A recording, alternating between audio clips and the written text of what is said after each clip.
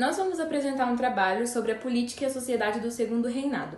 E os componentes do grupo sou eu, Haná, Bianca Fernandes, Beatriz, Lívia e Pedro. E eu vou começar falando sobre o golpe da maioridade. Primeiramente, o golpe da maioridade foi a antecipação da coroação de Dom Pedro II no trono brasileiro. De acordo com a Constituição de 1824, para você ser coroado, você tinha que ser maior de idade, com 18 anos. Só que por conta de revolta de províncias, acabou que teve essa antecipação. Como Dom Pedro apenas tinha 13 anos de idade e eles queriam fazer essa coroação, então criaram um clube da maioridade, onde eles iam angariar apoio à coroação do imperador, mesmo ele não tendo 18 anos ainda. Antônio Carlos de Andrade e Silva foi o fundador desse clube, e ele acabou criando apoio pela imprensa e pela população. A coroação de Dom Pedro II ficou vista como uma garantia da ordem social e política no Brasil Império. Em maio de 1840, a Câmara aprovou essa ideia, e dia 23 de junho do mesmo ano foi inaugurado então o Segundo Reinado por Dom Pedro II. Bom, eu vou falar sobre o Partido Liberal, o Partido Conservador e a Revolta Liberal ocorrida no Segundo Reinado de Dom Pedro II. Começando pelo Partido Liberal, ele era um partido com ideias mais progressistas. Ideias progressistas que apoiavam, por exemplo, a separação da Igreja e do Estado, separar o poder. O Partido Conservador, eles tinham ideias mais tradicionalistas, assim falando, que eles apoiavam a manutenção da Igreja Católica e do Estado na época. E a Revolta Liberal foi quando, os membros do Partido Liberal, eles se rebelaram contra os conservadores, que tinham as ideias tradicionalistas, porque eles estavam em busca, na verdade, de participar mais, das políticas e das reformas na época, durante o segundo reinado do Dom Pedro II. E essas revoltas, essa revolta liberal, generalizando assim, ela aconteceu em 1842. E outro exemplo também, que teve de revoltas liberais, que foi um conjunto, foi a Sabinada, que ocorreu em 1837 e 1838, que acabou em 1838. eu vou falar um pouco sobre o parlamentarismo às avessas. Então, em dois momentos históricos, foi utilizado o parlamentarismo na gestão do Estado. Essa forma de governo implica na existência de um primeiro-ministro exercendo grandes poderes do executivo ao lado do presidente, ou no caso brasileiro, o imperador. A primeira vez que esse sistema foi utilizado no Brasil refere-se ao período do Segundo Reinado, no Império. Já a segunda ocasião em que foi utilizado ocorreu muito tempo depois, no governo presidencial de João Goulart, ou seja, já na República. É justamente a primeira aplicação do modelo de gestão do Estado que se dá o nome de parlamentarismo às avessas. No horizonte dessa ideia estava a influência do parlamentarismo tal como praticado na Inglaterra. Como a orientação hierárquica dos dois parlamentarismos eram opostas, vem daí o nome parlamentarismo às avessas. A Revolução Praieira, ela aconteceu ali em 1848, metade do século XIX, mais ou menos ali pelo Segundo Reinado. Mas antes de começar a falar o que foi a Revolução Praieira, é importante lembrar que o primeiro reinado ele estava passando por uma defasagem econômica muito forte. E só foi melhorar, só foi apresentar sinais de mudança no Segundo Reinado, por conta do café. Graças ao café, pela segunda metade do século XIX, ele foi muito apreciado na Europa, principalmente na região de Paraíba. O café ele foi considerado o salvador da economia brasileira. O que ajudou também a essa melhora foram as medidas protecionistas aplicadas pelo governo do Dom Pedro II para estimular a industrialização. Politicamente, o Segundo Reinado ele adotou o sistema parlamentarista, tentando copiar o parlamentarismo inglês. Só que complicou um pouquinho, porque o Dom Pedro II ele sobrepunha ao parlamento. E isso foi chamado de parlamentarismo às avessas.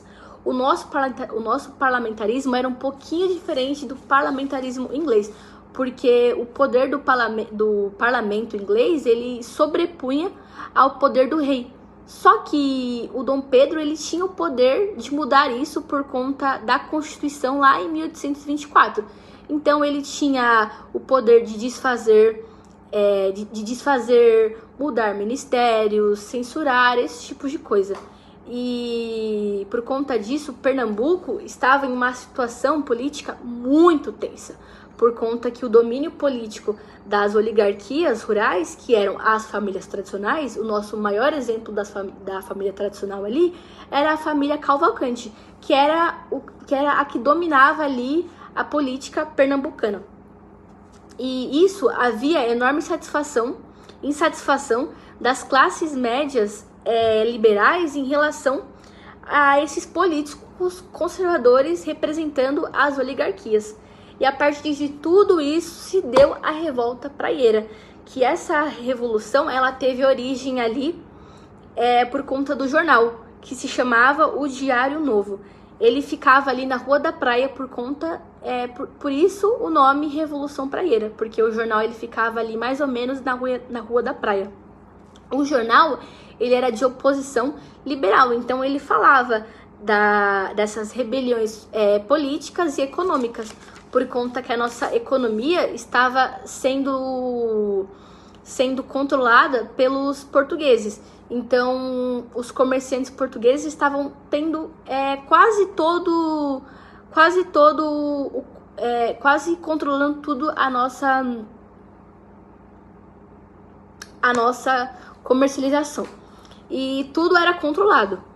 E a insatisfação do povo por conta do poder ilimitado de Dom Pedro, por conta que ele podia vetar o voto, ele tinha como tirar a liberdade da imprensa, e ele que nomeava os presidentes. Então, por conta de toda essa revolução do povo, por conta do poder ilimitado de Dom Pedro II, veio a Revolução Praieira, comandada pelo militar Pedro Ivo Veloso. E ele teve um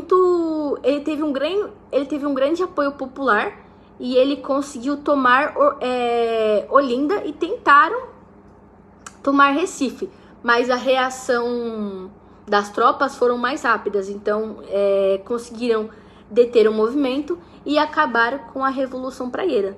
Mas a importância da Revolução Praieira reside no fato dela ter sido a última revolução importante ali ocorrida socialmente na rebelião contra o Império. Bom, eu vou falar um pouco da sociedade durante o Império de Dom Pedro II. Grandes mudanças elas ocorrem no período em que ele governa o país. Acontece uma forte industrialização no Brasil, então a indústria do café ela se expande muito forte. A ferrovia ela toma os lugares dos portos. Há também a regulamentação da importação, algo que é extremamente importante para a questão social, que eu vou explicar aqui. Então, a partir da regulamentação da importação, todos os produtos assim europeus vêm para o Brasil, mas é importante dizer que ela vem para uma certa parte da sociedade, que é a burguesia. Então, vem muito chocolate, licor, a água mineral também ela vem importada. Não só alimentos vêm para o Brasil, mas como uma cultura também. A sociedade burguesa brasileira, ela queria muito ser como a sociedade europeia, principalmente inglesa e francesa. Então, a moda europeia vem muito para cá. Existia a Rua do Ouvidor, no Rio de Janeiro, que existiam todas as lojas de luxo, né, que a burguesia comprava. Então, a moda burguesa, ela vinha influenciada da moda parisiense. Então, todas as mulheres que eram muito ricas se vestiam como as mulheres parisienses, se portavam como tal. O piano, ele ganha uma ascensão. Então, antes era muito tocada a viola, e a viola acaba perdendo seu espaço pro piano.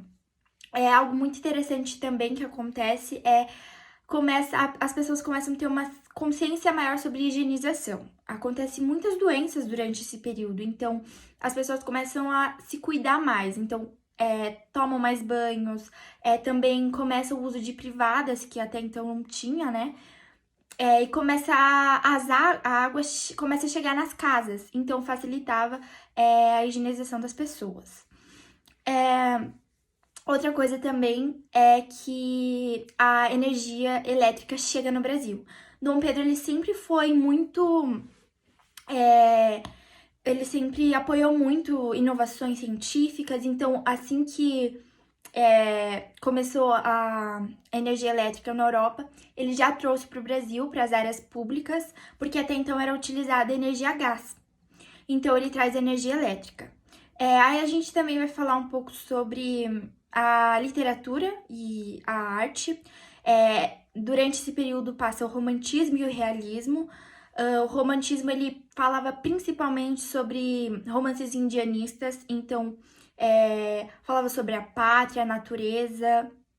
E o realismo é mais forte com Machado de Assis, que vem contrapondo o romantismo. Também Dom Pedro, ele sempre foi, como eu falei, ele sempre apoiou muito a arte, então ele era apaixonado por fotografia, então ele sempre trazia muitos fotógrafos, tipo, europeus para o Brasil, para dar cursos, enfim, para as pessoas aprenderem. É interessante que a partir da fotografia que existia na época, a gente podia ver o reflexo da sociedade. Era mostrado muito fortemente a sociedade burguesa e a sociedade periférica, né? Os escravos, a sociedade mais pobre.